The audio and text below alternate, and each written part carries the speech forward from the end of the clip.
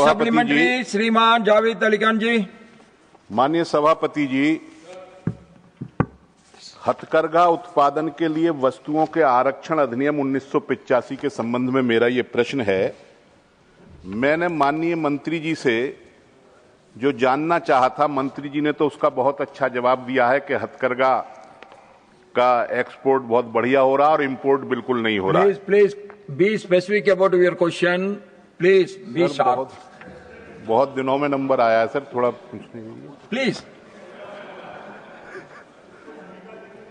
Sir, मेरा प्रश्न ये है कि आज भारत के बाजार में चाइना, वियतनाम और बांग्लादेश के वस्त्रों की भरमार है और इस एक्ट के तहत धारा 3 में कुछ वस्तुएं संरक्षित कर दी गई हैं कि ये हैंडलूम में ही बनेंगी, जैसे साड़ी, धोती, तौलिया।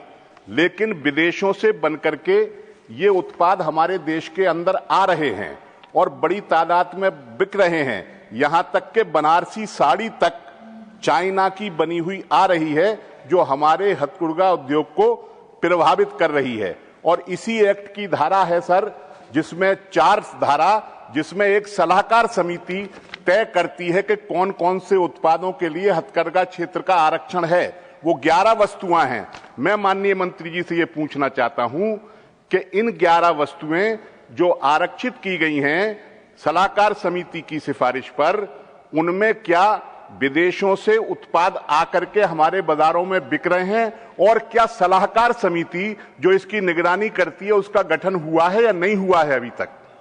Honourable minister. माननीय सदस्य जावेद साहब बहुत विद्वान आदमी हैं, अनुभवी भी हैं और अनुभवी के बगल में भी बैठे हुए हैं और इसलिए उनके प्रश्न भी शरीर के अनुरूप ही है। लेकिन मैं एक निवेदन करना चाहूँगा कि थोड़ा सा मेरी बात को गंभीरता से सुनेंगे, क्योंकि इन्होंने जिस मुख्य विषय को लाया है और उसमें ये समझने की जरूरत होगी कि हैंडलूम क्या कर रहा है, उसके दायरे क्या हैं। 11 को इन्होंने दिया है सलाहकार सभी, उसका भी मैं जवाब देता हूँ। माननीय प्रधानमंत्री जी के नेतृत्व में वोकल फॉर लोकल और आत्मनिर्भर भारत की पहचान। अरे जयराम बाबू, ऐसे काम नहीं चलेगा कि हर चीज पे उठा दीजिएगा बैठे बैठे। हम जवाब ही दे रहे हैं, ऐसे नहीं चलेगा।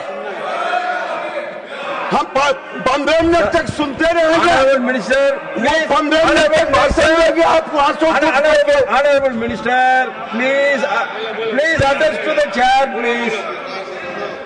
Please attend to the chair. फिर से मैं बोलता हूं, उनको अच्छा लगे या ना लगे। माननीय प्रधानमंत्री के नेतृत्व में वोकल फॉर लोकल और आत्मनिर्भर भारत की पहचान भारतीय हैंडलूम सेक्टर है, इसी का ये जवाब है।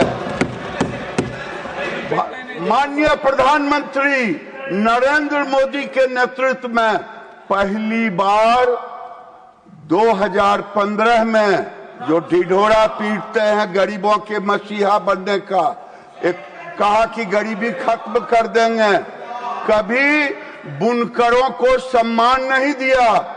2015 में 7 अगस्त को हैंडलूम दिवस मनाने का शुरुआत किया या सुनने का धैर्य रखिए,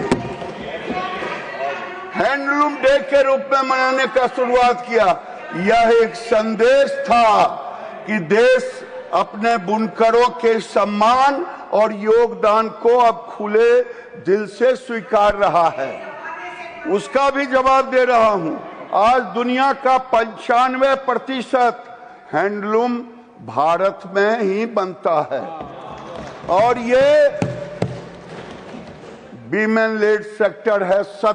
70% महिलाएं ही इसमें भागीदार है। हम उधर नहीं देखेंगे, वो जितना बोलना है बोलते रहे।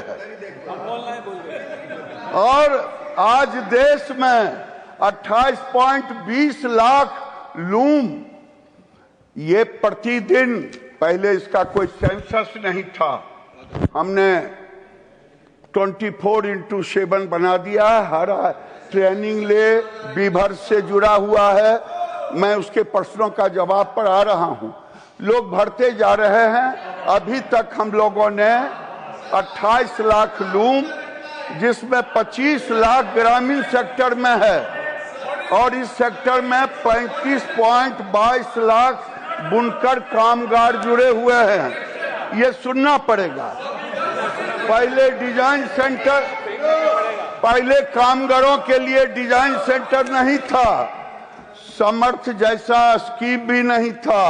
अब समर्थ स्कीम है और ये स्कीम लूटने का नहीं है। ये एम्प्लॉयर को देता हूं, हैंडलूम को देता हूं, हैंडीक्राफ्ट को देता हूं और वो 100% रोजगार और स्वरोजगार है। यह सेक्टर वास्तव में, फिर वही आता हूं, सबका साथ सबका विकास है। और अनुसूचित जाति जनजाति 10 लाख से अधिक कामगार काम कर रहे हैं। Honorable Minister, you be specific about your answer, please. Be sharp. You need not explain every word of them. Please be महोदय, मैं specific जवाब about your देता हूं।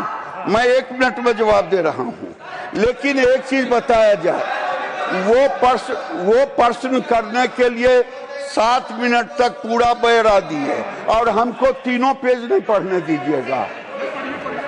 ये इसलिए हम 1 मिनट तो सुने, धैर्य तो रहे। सरकार की अच्छाई को सुनना कोई बुरा काम तो नहीं है। हम तो किसी को गाली दे नहीं रहे हैं। हम ये कह रहे हैं, हैंडलूम आज सचमुच में नहीं के बराबर इंपोर्ट हो रहा है। 2004 से 14 के बीच में कोई बीभर सर्विस सेंटर नहीं था।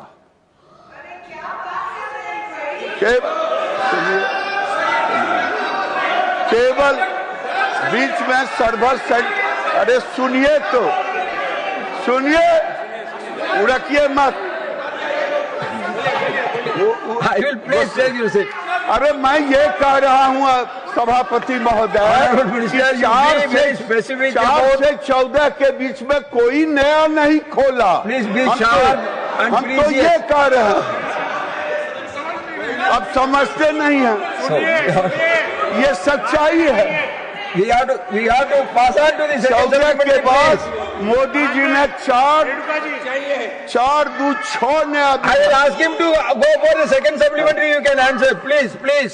The second supplementary from Shriman Javed Ali Khan ji. Second supplementary. Sir, You have to answer for 5 questions. Don't worry. माननीय सभापति जी, माननीय सभापति जी, मेरा अनुरोध है आपसे, प्लीज मैं कोई वाद विवाद नहीं कर रहा।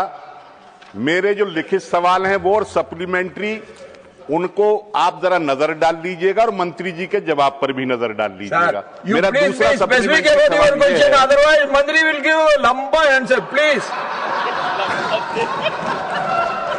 सर 20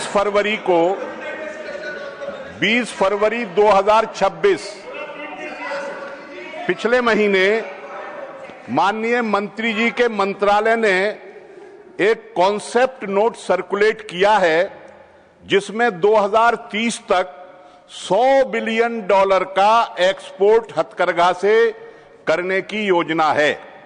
वैसे तो ट्रेड डील पर सवाल लेते नहीं, लेकिन मैं ये पूछना चाहता हूं कि अमेरिका के साथ जो हमारी ट्रेड डील हुई है, जो अभी 18% का टैरिफ है, कल न जाने 50% हो या 60% हो, उसके चलते हुए ये $100 बिलियन का एक्सपोर्ट हथकरघा आइटम्स का करने की क्या योजना है मंत्री जी की, ये सवाल मैं पूछना चाहता हूं। और बांग्लादेश 0 है, बांग्लादेश का टैरिफ 0 है। Please please.